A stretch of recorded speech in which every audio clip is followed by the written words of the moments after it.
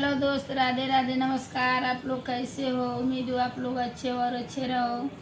और मेरे एक बाबू ने बोले हैं, कमेंट किए हैं कि हमको शादी का गाना सुनाओ, तो मैं शादी का गाना गाने जा रही हूँ।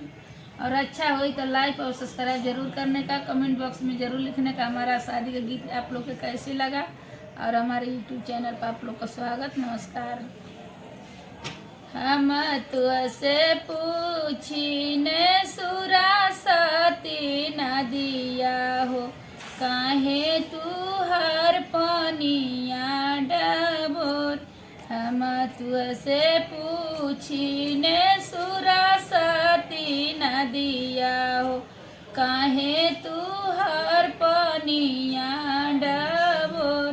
किया तुअरे पानिया हो मछरी डबोरेली, किया गंगा टूटेला यार।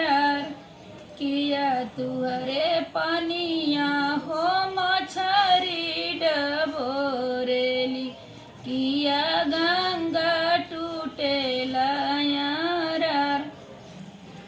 नाही मोरे पानिया हो मछरी डबोरेली, नाही गंगा टूटेला यारा। हाथिया से घोरवाली हले उतार कवन समाधि, यही विधि पानिया डबोर।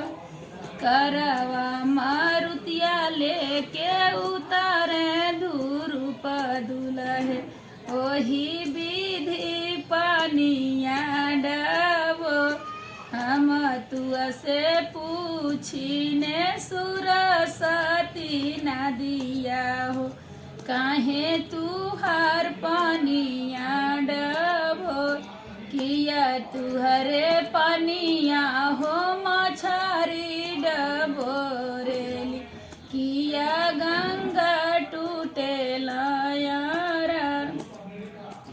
नाही मोरे पानिया हो मछरी डबोरेली, नाही गंगा टूटेला यारा। हाथिया से घोरवाली ले उतारे धूरुप दुलहे, ओही विधि पानिया डबोर।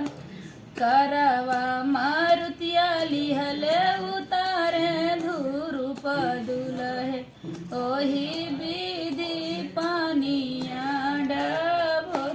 राधे राधे।